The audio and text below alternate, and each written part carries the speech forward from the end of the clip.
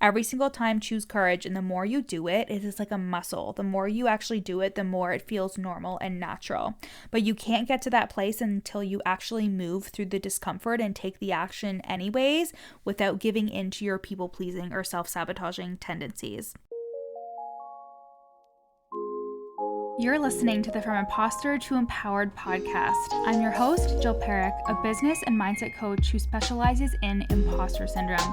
If you feel like you're not as smart, capable, or worthy as you actually are, and that someone is going to find you out, then you've come to the right place. I went from being a struggling government worker, working my coaching business on the side, but feeling unworthy and burnt out, to making multiple six figures helping women overcome imposter syndrome so they too can sign clients, make bank, and have the business or career of their dreams.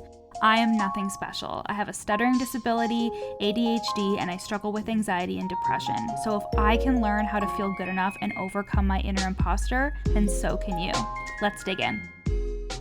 Hi, Queens. Welcome back to the From Imposter to Empowered podcast. I am your host, Jill Perrick, and we are on Episode 2, the second installment of the Fraud to Five Figure series. If you did not listen to last week's episode, that episode was all about stepping into big fucking deal energy and being the leader that everybody wants to pay. So make sure you go back and listen to last week's episode before you move on to today's installment. And today we're diving into secrets to getting paid when you post and being fully unfiltered in your content. So let's fucking get into it. When you are wanting to be someone that is paid well and somebody that gets paid from her content, these are some of the principles and some of the things that I really stand by when it comes to creating content that actually works, that actually activates your potential clients, not becoming stagnant or stale or boring or doing the same thing that everybody else is fucking doing. And now listen, here, okay. Listen, I do love using content prompts, okay? Like that is something I do for my clients. I create content prompts every single month. We have a content party. We go through these content prompts every single month and we have like them in certain categories like expert, transformational, influential, etc. These are the 3 kinds of content that I've created inside of my content course, Unfiltered and Filthy Rich, which you get access to whenever you're in any of my containers, such as the From Imposter to Empowered program or the Fraud Squad Mastermind or my one-to-one coaching. And in my content course, Unfiltered and Filthy Rich, we have these 3 key types of content that you utilize to create activating content for your potential clients, to see who you are as a representation of your brand, to get to know you and what you stand for and who you are, and will lead them to the decision of working with you. So we want your content to be something that you post and you get paid from, and the goal that we have is shortening the time between somebody consuming your content and them deciding to work with you, right? Like that's it. If you really think about posting content and it being a core piece of your marketing, then what the ideal goal is to just speed up the process between somebody seeing your content and consuming it and then deciding to work with you. And we want this decision to be made faster in your potential client's brain. And that means that they have to feel like they know you. They have to feel your power through your content. And they also have the desire to be seen, heard, and understood. So we want to ensure that we are covering these things when we are creating our content. And it sounds like a lot to think about, but ultimately, I want you to think about your content as the storefront for your business, right? When business owners, online business owners, are not prioritizing their stories or their feed content, I'm seriously like, what the fuck are you doing all day? Like there are so many things that you are probably doing that aren't actually moving the needle if you're not doing these things. And if you're not seeing the results that you want, but you're not prioritizing content, then actually what the fuck are you doing? Like we need to rein that in because your content is your storefront. It is how somebody decides to work with you. And the goal whenever you come into any of the containers that I have is to shorten that time between somebody seeing your content and somebody deciding to work with you. So content is just a non-negotiable to me. So if you are somebody who is growing your business, you're working with clients, you're making that money, but you're looking to make more, you're looking to have those 8K to 10K months, but you're thinking like, okay, I already show up, I already post content, then you need to listen to this episode because this is going to be the episode that's going to help you turn the dial up on the heat, help you feel like you have even more to say and step even more into your power when it comes to your content. And the first thing that I want to say about that is people that are creating really good activating content, people that are bringing in 8K to 10K a month plus, always have something to say. always have something to say, and you are potentially struggling with this in terms of I don't know what to say. Like sometimes I show up and I'm like, what the fuck do I want to say today? Or you stress about what topics am I going to cover today? And I'm not going to tell you some generic advice to have content pillars or any of that stuff, even though that those things can be useful, okay, right? Like we've talked about content prompts and all that stuff, but I'm going to tell you that you always having something to say is simply just not giving a fuck if it's been said before or if you've even said it before. And why I think that this key thing to think is so important is because repetition really does matter and people are not as focused on you as you think that they are. I had a client talk about some of the repeat content that I've created, and here's the thing. I didn't spin out. I didn't make it mean anything. Like she was saying, like, I've seen your repeat content and like I think it's really cool that you are so repetitive with the things that you think and the things that you say, but like I know that because she's a client, she is paying hella attention to everything that I'm doing, right? But I know the majority of people aren't doing that, right? So this person is actually learning from me, so that's totally okay.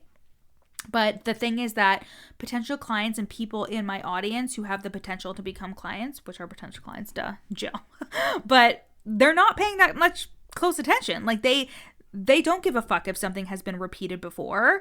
They're not even noticing. They're doing their own thing. And even if something has been said before, because I have not said it before, I'm saying it in my own way, I'm sharing it, and this is something that you just need to get the fuck over because people are getting so caught up in, well, this has been done before, this has been said before, somebody used this title before for a group program, whatever the fuck it is, and the thing is, nobody can do it like you. Nobody can say it like you, nobody can format it the way that you format it, nobody can run your coaching business the way that you run it or run your container the way that you run it. No one can say the thing that you're saying exactly like you, and that is your superpower, as cringy and cheesy as that sounds.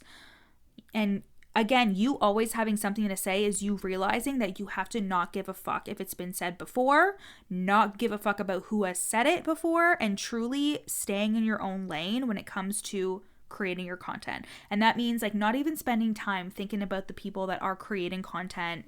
And that means being focused on you and your content and focusing on how the truest version of you is going to be expressed, right? Like your hot takes, your opinions on your niche, your opinions on your beliefs, whatever it is, we want to hear it, and we want to hear it from you, and nobody can say it and share it in the way that you can.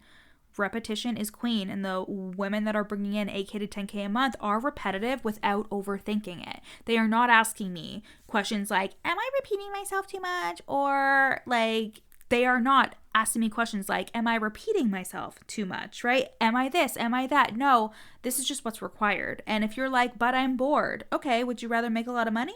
Or would you rather satisfy your ADHD dopamine deprived brain instead of seeking that dopamine someplace else, like in a chocolate bar or some shit, instead of realizing that you run a business and that there is so much room in your business that can satisfy your ADHD brain. You can do things in your own way, but just you having an ADHD brain, I have it too, it does not change the principles of marketing. It does not change the way that our brains are made, right? When it comes to the way that we take in information and the things that really like excite us, right? And when you are speaking to your audience, you're speaking to their subconscious mind, and repetition is always going to be queen. It always will be, even if your potential client is neurodivergent, right? Like even so, we all actually need that more because we forget shit all the time, right? So we need to hear things over and over and over again. And the thing is, nobody is paying that close attention to you that they are noticing when you are repeating your content or saying the same thing over and over again. You are just getting them closer and closer to deciding to work with you, right? And this is something that's never going to go away. Like talking about who you are, your brand, your story, repeating your power statement that I teach to all my clients in terms of each individual offer and like explaining who you help and how you help them, the core of your offer, and how that has helped me create and stack so much of my income because I am repetitive in saying this is who I help and this is how I help them in this offer. And that has done so much for me to realize like I don't need to say something fucking groundbreaking every single day. I just need to show up and be who I am today and say the thing, even if I've said it before, because people are watching and they are listening and they are getting closer and closer to deciding to work with me. And the other thing that you need to clean up around this is your people pleasing, because here's what I can see you doing right now. You open up your Canva and your Google Doc, your page, whatever it is, when you're writing a caption, and it takes you for fucking ever to create the caption, to create the Canva graphic, to put words on the Canva graphic. And why? Because you are writing something down and then you're hitting the backspace button, you're hitting the delete button because you think it sounds too much. You think it sounds too much. You think it sounds too harsh. You're being too direct, too honest, or too simple. You think it sounds like this or that, and I need you to drop this. And how you know that you've dropped it is think about how you are when you're having a conversation with your clients, when you're having a conversation with your friend or something. When you are just being yourself and you're just putting it out there, that is how you know that you drop the people pleasing, because you're just being who you are without running it through the filter of what if this person reads this? What if this person thinks this? Blah, blah, blah, blah, blah. It needs to be so authentic to you and so true to you. And that is going to attract the best fucking clients, the right clients that are just people that you fuck with and that you're excited to work with. And it doesn't mean that the people that want to work with you are going to be really similar to you. So for example, I have a couple clients who are from the corporate world who abstained from cursing or swearing in their content, and that is perfectly fine. They're able to do that, but that did not deter them from working with me, because they are attracted to my power, to my honesty, to who I am and how I show up. So I don't have to pretend to be somebody else to attract those clients. And when I talk about people pleasing, I talk about it in the way that you are trying to manipulate the way that your audience sees you, because you don't want to be seen as a bad person. You don't want to be seen as hungry for money. You don't want to be seen as one of those coaches that charges up the ass for her coaching, right? You don't want to be seen as somebody who's a part of the coaching industry, whatever the fuck that means, right? You don't even realize that you are people pleasing in your content, because if you are really zeroed in or really fixated on being perceived through your content and how somebody is going to read your post or whatever it is and think something about you, if you're so consumed with that, you're not speaking your truth. You're not being who you are. If you're overthinking your content, it's probably because of this, because you want to be seen in a certain way, because you fully believe that is the ticket to making money, when the ticket to making money online is being fully fucking you, being fully fucking embodied in the work that you do. And that can be felt. Your truth can be felt. And this is one of the biggest things I see in the clients that come into the Fraud Squad Mastermind when they aren't making the money that they want to make. A lot of the time, their content is still a little bit too nicey nice. It's still using a lot of words, over-explaining themselves, when what they really desire is to be fully fucking themselves online, but they're also terrified about how they're going to be perceived. So this is something to think about as well in terms of the principles behind posting your content and being paid from that content and being totally you online. So I want you to clock your people pleasing as you are in creation mode. And even when you're creating Instagram stories, when you get off a call with your coach or when you're feeling really good and then you go to create an Instagram story and you start to open the app and you swipe over to stories, you start typing and you kind of feel like, I can't say that. I can't be that bold, or I can't share screenshots of my income. I can't say this or do that. You start people pleasing.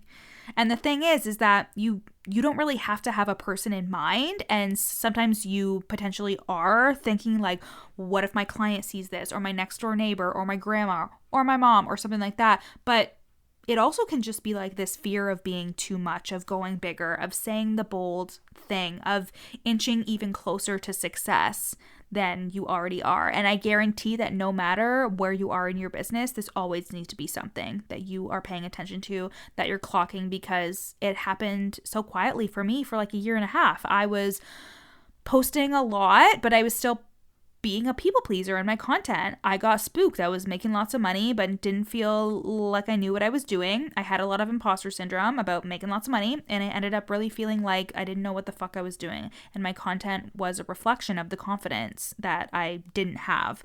And it's a reflection of the confidence that you're feeling as well. So if you're you know what, I've been doing this for so long, I don't know why I feel so nervous about creating content. It's because you're a human being.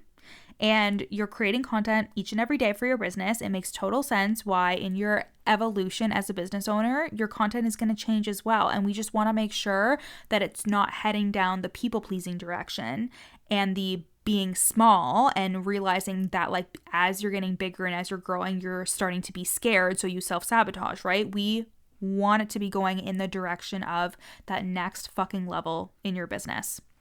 Hey guys, so I just wanted to take a second out of the podcast episode today to tell you that I am loving the Fraud to Five-Figure series. And the whole reason why I'm doing this series is to give you a taste of what it's going to be like for you inside of the Fraud Squad Mastermind, which is my mastermind for women who are making between 3K to 5K a month and are ready to step into those 8K to 10K months. This mastermind is perfect for you if you are a coach or online service provider looking to unfilter herself even further and therefore unfilter her content. You want to become more visible and become influential in your niche. You want people to reach out to you regarding your niche and have you on their podcast to talk about it. You want to be asked to speak in groups and get paid to be on panels, get paid to speak. You want to be the go-to girl, the leader for the unique work that you do, and to be recognized as such without self-sabotaging because of the fear of success. And you really do want to step into that next level of visibility and grow your audience so you can bring more clients into your offers. And you want to scale your business to 8K to 10K a month. You want to do that through opening new channels, aka new offers. You want to solidify your offer suite and to feel really clear about how to sell each one of your offers. You want to raise your prices and be paid like the leader you know that you are. And you also want to work with me, your coach Jill, because you know that I combine the mindset with the strategy and I am the imposter syndrome queen, and I'm going to help you up level without the self-sabotage, without the imposter syndrome that tells you you're not good enough, that you can't be bigger, and that more people aren't going to want to join your offers, that fear that comes along with getting your clients' results at a higher level, and everything that just comes with growing and scaling your online business. The Fraud Squad Mastermind is going to be your home to do all of this, and I'm going to kick your ass a little bit into your next level. The good news about the Fraud Squad Mastermind is that we are rolling, so the doors are always open, and when you join for 4 months, and you can join for 4K pay in full, $1,111 for 4 months, or you can do an extended payment plan of $888 a month for 5 months. When you join, you get access to the Fraud Squad curriculum that's going to help you build out your identity and your business to 10K months. You also get access to my 3 courses, which are my content course, my sales course for selling on stories, as well as my course on launching. You get access to the Mastermind Voxer chat, as well as 2 hot seat coaching calls a month. And finally, you get access to my client events, which happen for all my clients, no matter what container you're in. And those are the content parties where you'll create a month's worth of content in just 1 hour, and a monthly subconscious reprogramming breathwork session to regulate your nervous system and acclimatize your nervous system to the next level of your success. To join the mastermind is application only, so you can go to the link in my show notes and apply from the sales page. You can also check out the testimonials, what's included, and if you have any questions at all, you know where to find me. You can send me a DM at your coach Jill, and we'll have a little chit chat and see if the mastermind is a good fit for you and your goals. Now let's get back into the episode. I also think that a really huge key to creating content that people don't talk about a lot, but I always need to highlight, is the fact that you really do need to see yourself as a big deal. You really do have to see your stories as important. You really do have to see like what you're saying is worth saying, because that is something that can hold a lot of people back. Like, I know for me, and we talked about this last week, right? I talked about how for the longest time, I just didn't think anybody would want to hear from me. And I was raised to be really insecure about my speech impediment. I just learned to not talk as much, not say as much, or tell my stories as I got older. And that was something that absolutely carried into my business when I started it. But having an online business means being in self-promotion mode constantly, like being the person that is promoting your services, being the person that is having the audacity, having the confidence to say, hey, I have something to sell, I can help you, and here's how I can help you.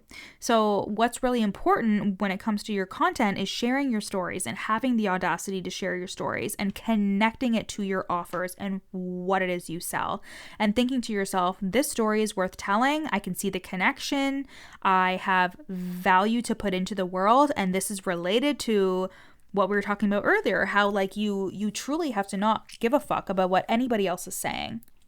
You can't tell yourself it's been said before, it's been done before.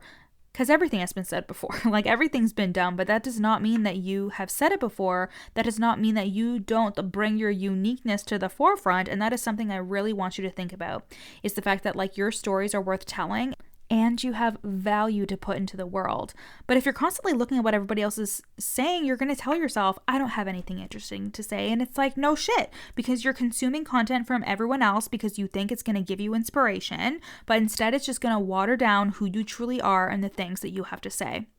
And going off the conversation around like people pleasing and overthinking your content, what I also wanted to say is, like, when somebody asks me, how do you share your opinions in this way? How do you not care what others have to say about you or your content, etc.? And like, here's the thing. It's not that I don't care. I am actually somebody who really does care about people and like what they think about me. And I am a people pleaser by nature. I definitely am. But I also know in my mind, like, I prioritize the business and the things that are best for the business instead of just satisfying my emotional needs and my very human need for like homeostasis and like belonging and support. And that is what's really important about being a business owner and separating that from your personal identity, having really strong emotional resilience. Like, it's not that you don't feel anything. It's that you're aware that what you're feeling is allowed, but it doesn't need to be reacted to, right? Like, you don't need to react to somebody commenting like she's a scam or something on your Instagram post, right? We've all gotten that before. And if you haven't, you're not being loud enough, right? So it's not that I don't care about what people think of me. I just know that me being courageous is going to produce the result that I want. And I would rather have the result that I want and say the thing that I want to say, instead of having attention and understanding from people who were never going to pay me anyways. So when you have that feeling of, oh my God, I don't want to say that, or like, how do I say this in a perfect way? Or you really catch yourself overthinking what you want to say, be courageous. Take the courageous step towards saying the thing, and it's going to be uncomfortable. You're going to start to feel nervous about sharing your wins and your results. You're going to feel awkward about being forward about your services. You're going to be like, am I allowed to say this? Blah, blah, blah. Choose courage. Every single time, choose courage. And the more you do it, it is like a muscle. The more you actually do it, the more it feels normal and natural. But you can't get to that place until you actually move through the discomfort and take the action anyways, without giving into your people-pleasing or self-sabotaging tendencies. Something that I always like to kind of do to personify the experience of courage is pretending that my inner teenager is taking the wheel whenever I want to say something but feel like someone's going to be mad at me, or if I'm not allowed or I shouldn't do this, and I hear that shame voice or my inner imposter, which if you guys have been here since the beginning, you know that I've called her Rhonda for my entire life. So Rhonda is my inner critic, my inner imposter.